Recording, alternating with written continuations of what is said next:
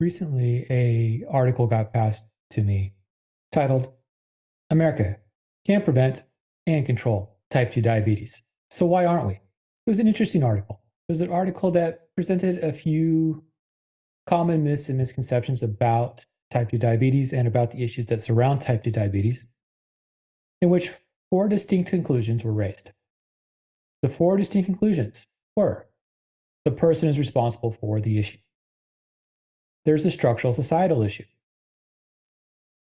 There's poor health education, and there is too much cost when it comes to living a quote unquote healthy life. But there's a problem with many of the conclusions that were raised. One problem, there was a distinct oversimplification of the ideas. Another problem, there was a presentation of bias in many of the recommendations being presented. But the biggest one is a general ignorance to the underlying issues that surround what is type 2 diabetes and how type 2 diabetes can be prevented. In this, just do a simple internet search. Or better yet, just kind of read through your normal news feeds. And you'll notice that you get bombarded with constant information about what is the best way to prevent distinct types of diabetic conditions or diabetic issues, along with what is the best solution to correcting these diabetic conditions and these diabetic issues. And so one of the things we have to sit here and look at and think about as we go about discussing these issues is what's missing in these arguments. Can we actually prevent type 2 diabetes, and is type 2 diabetes the actual issue at hand? Well, let's talk about that. Warning. The following presentation contains information that might contradict what you have previously heard, or believed to be true, about how the human body works, and contains material that is not suitable for closed-minded individuals. Enjoy. The biggest issue that we have to deal with as we look at the arguments being made by many of the news reports as relates to type 2 diabetes and many of the elderly health issues is that the issues at hand are excessively complex.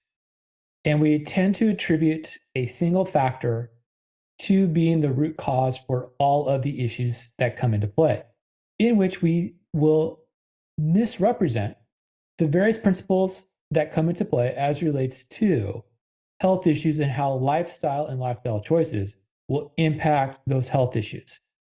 We will have a whole host of factors that come into play.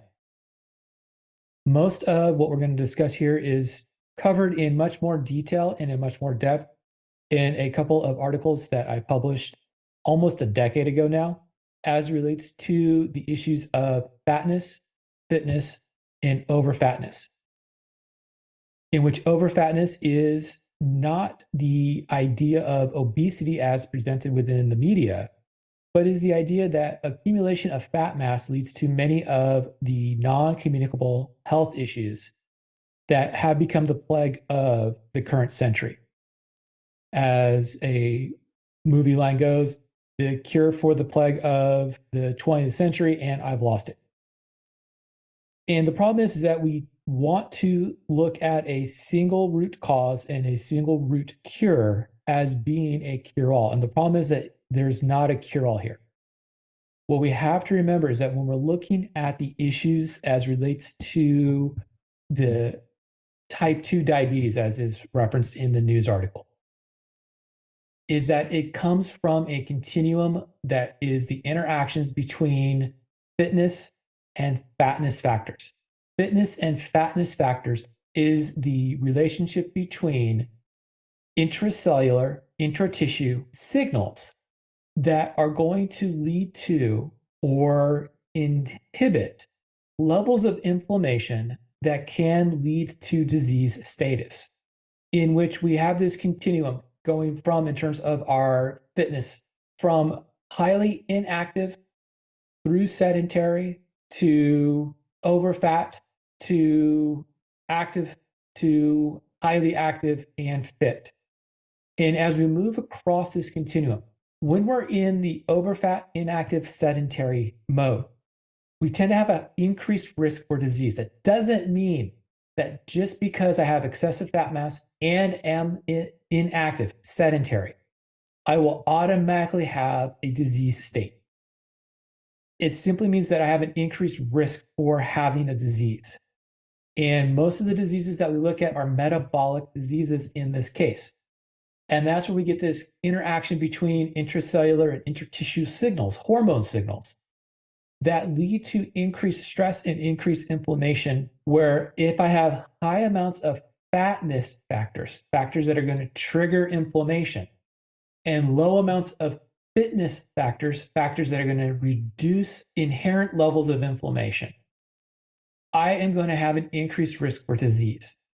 As I start becoming more active, regardless of what happens to my body image, and this is where we have to get rid of this idea of body image being a label of fitness or a label of fatness.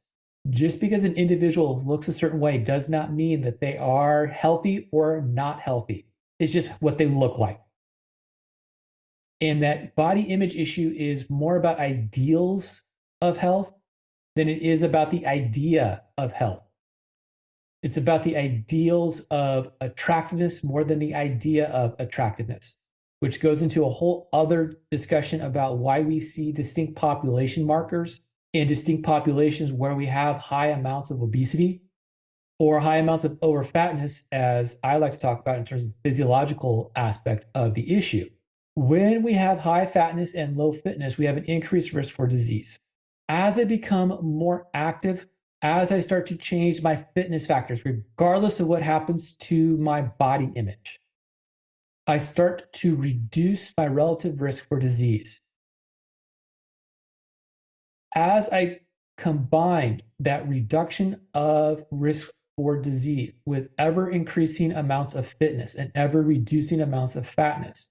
And once again, we're not talking about what the body looks like, we're talking about the inflammatory signals.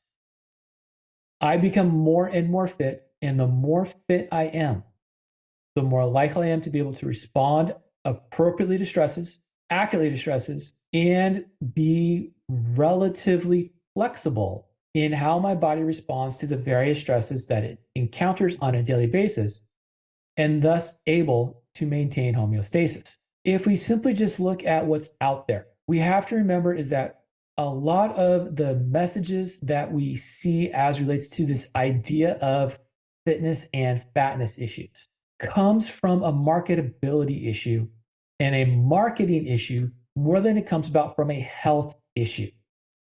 When we look at the health issue as relates to this fitness and fatness issue and why it's going to be a slightly longer haul to get a change in approach as relates to can we actually prevent type 2 diabetes and what type 2 diabetes actually is. What we have to do is we have to look at what are the root causes for the issues that lead to type 2 diabetes. If you poll, and I don't like doing this because it's not a very scientific approach and it's very low in terms of evidence and evidentiary support and strength of evidence. If you simply just ask individuals on the street, what is type 2 diabetes about?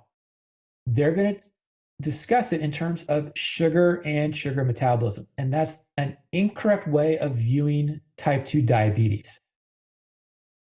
Type 2 diabetes is a part of a larger health issue that comes about due to an imbalance between nutrient intake and nutrient expenditure, a imbalance in ingestion of specific types of sugars, in particular fructose, and a change in hormonal signals that lead to a increase in production of fats, in particular production of visceral fats, that changes hormone signals, that changes stress signals, that leads to excessive stress within the body, that causes an increase in what we call pro-inflammatory hormones, hormones that are going to cause inflammation. That cause of inflammation, that increase of inflammation, changes metabolism. And that change in metabolism is going to lead to an expression of metabolic inflexibility. That is, the tissues of the body start to change their preference for what fuel source they're going to be using for doing their metabolism. As that preference for fuel sources changes, we get stuck in an imbalance between what fuel should I be using and what fuel am I using. When we have this imbalance in between fuel that I'm using versus fuel that I should be using, we end up having changes in our energetic hormones, hormones that regulate fuel utilization, hormones that regulate overall metabolic rates. This is where people get it confused. It's not about thyroid hormone. It's not about insulin, even though those are the ones that we like to talk about. And the reason why we like to talk about it is because those are the ones that have been historically discussed. Just because they're historically discussed does not mean that is the most appropriate means to discuss it. As we get more and more inflammation taking place, we start to increase our stress responses. The increase of stress response continually reduces the reliance that the tissues have on utilization of carbohydrates, in particular glucose, which is what we usually talk about. As glucose starts to accumulate within the blood, it starts to cause changes in other signals. It starts to activate additional inflammation, which causes additional stress, which causes additional differentiation to additional visceral body fat, which causes additional signaling to cause even more inflammation. As this occurs, we start having a response within the tissues, particular 3 types of tissue, to insulin signals. And the 3 types of tissues that we're going to be reliant upon in terms of insulin signaling as relates to the diabetic issues are skeletal muscle, adipose tissue, fat tissue, and the liver. And that's because those 3 tissues are reliant highly on insulin signaling for one membrane transporter, one protein of the cells of the body to get glucose from the bloodstream into the tissues themselves. We talk about insulin as being this ubiquitous hormone and the only hormone that's going to be responsible for getting glucose from the blood into the cells. But that's only the case in those 3 tissues, and only when we have exorbitantly high amounts of glucose in circulation. Insulin does get released when we have high amounts of glucose, but it's not done in such a way so that it's the only thing that's going to be responsible for those high amounts of glucose, or it's the only thing that's going to be released in response to high amounts of glucose. One of the things that's going to be involved with this whole metabolic issue, and once again, we have to look at this in terms of a metabolic issue, is that we're going to have a whole host of changes in metabolic hormone. And the whole host of changes in metabolic hormones is going to lead to issues where we start seeing a reduction in my responsiveness to hormones that are responsible for growing and maintaining tissues. Growth hormone, androgens, thyroid hormones. We're going to start seeing a change in my responsiveness to regulatory hormone, particularly reproductive regulatory hormones. FSH, LH, follicle stimulating hormone, luteinizing hormone, which is going to impact further levels of estrogen and levels of androgens. So we'll see changes in the way in which the body is going to respond to the hormones that should be causing the body to grow in response to having a positive fuel source, having more nutrients available to it than what it is expending in normal metabolic processes. But because I have this metabolic inflexibility, this inability to change between fuel sources, I'm going to be stuck in such a way that I'm not going to be using the nutrients in the correct manner to allow for proper growth, which compounds this hormone issue coming about that leads to what I've discussed in the paper that's now over a decade old, anabolic dysregulation, dysregulation. This anabolic dysregulation means that the body is not responding in the correct manner to the correct hormones. This gets compounded when we start looking at the underlying issues that come about leading to the overfatness issue, which is at foundational basis the root cause for the metabolic diseases. The metabolic diseases include type 2 diabetes, but it also can include cancers. It can also include cardiovascular disease. So even though we talk about type 2 diabetes and all of the information that we get about type 2 diabetes being this diet issue, it's not a diet issue, it's a stress issue. It's an issue of inflammation that leads to a situation where we have anabolic dysregulation. Most of this gets foundationally developed due to lifestyle, which is where we get that conclusion about it's a personal responsibility. But the problem is, it's not necessarily strictly a personal responsibility.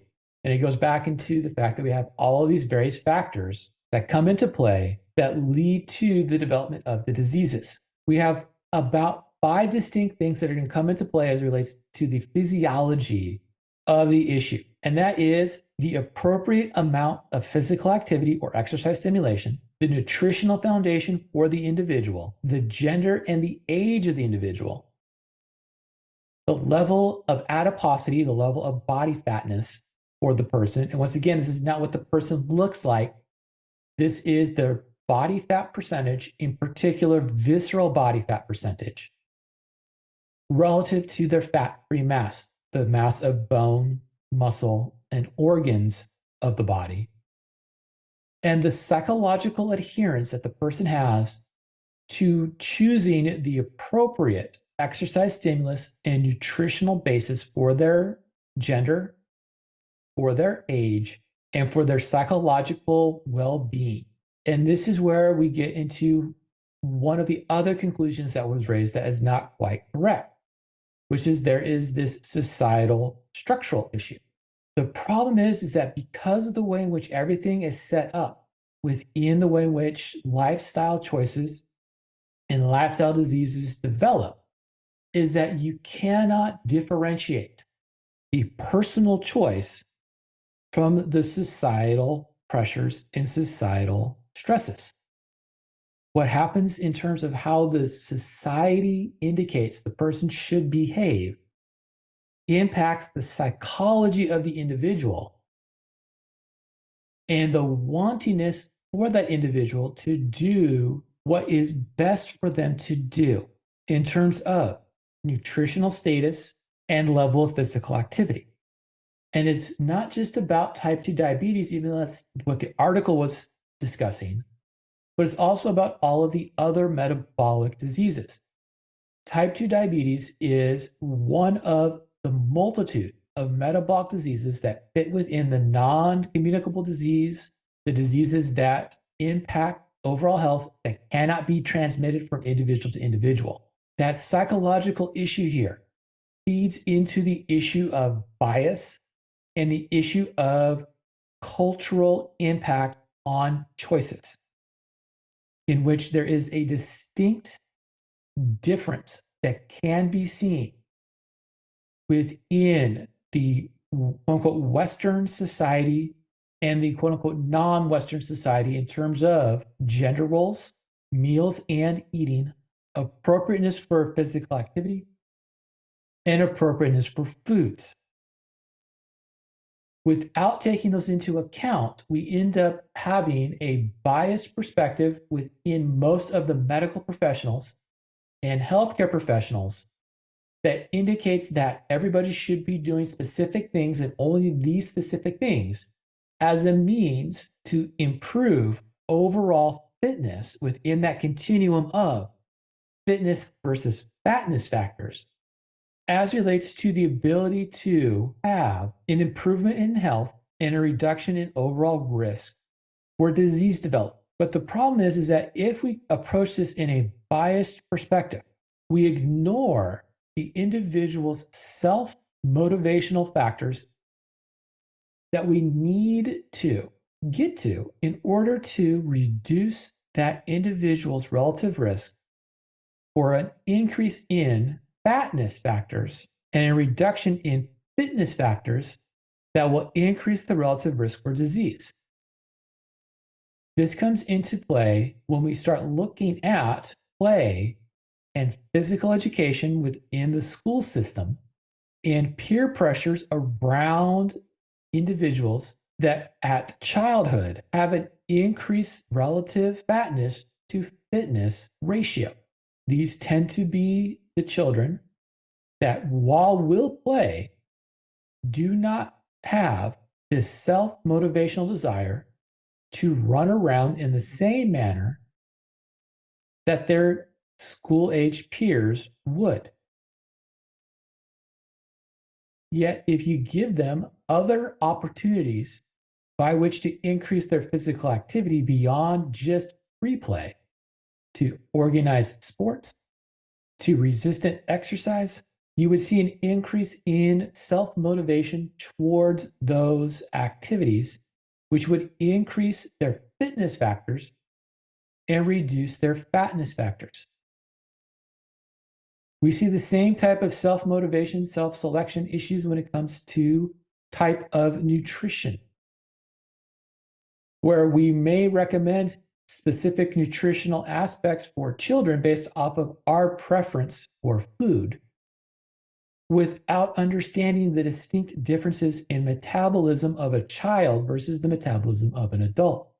We also make these same choices without understanding the attractiveness of specific types of foods based on the bliss point or enjoyment, and the fact that that bliss point will change as we age and as we get exposed to different types of food. But we tend not to have those conversations because we tend to think about the type 2 diabetes based not on the culmination of a host of factors, but based off of a single factor. And that single factor that we tend to look at when it comes to nutritional aspect is sugar in the diet, even though it is not necessarily about sugar in the diet, or a lack of activity because of a decreased willingness to do free play or to do run around play by individuals within the population, or due to cultural norms, a reduced willingness for distinct individuals within the population to participate within either free play and or sport, which can lead to a psychological aversion or a traumatic event occurring that will reduce the desire for the individual to be active throughout life. So, can we prevent type 2 diabetes? Well, once again, yes, we can prevent type 2 diabetes. And we can prevent type 2 diabetes by preventing metabolic diseases.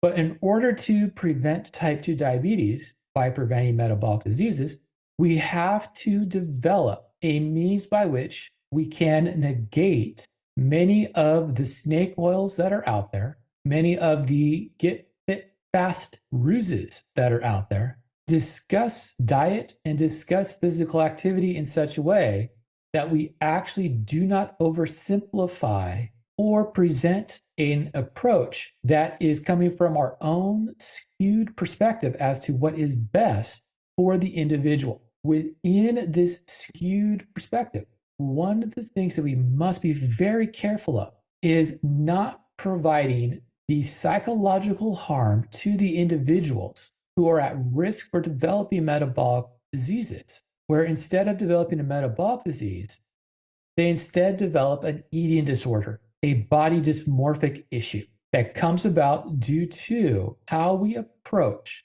the balance between diet and exercise. And the way in which we talk about diet and exercise will directly impact whether or not the person will be willing to select a more appropriate diet and exercise regimen and diet and exercise program in such a way that it becomes a sustainable, lifelong event versus presenting a skewed perspective that leads to self-harm through the development of a body dysmorphic psychological setup, a psychological setup that attributes foods and food types and food selections as being inherently bad, or the amount of food or the amount of a food type as being inherently bad, along with the social implication of what my body looks like relative to what my body should look like if I was to be healthy, fit, and not susceptible to expressing diabetic issues.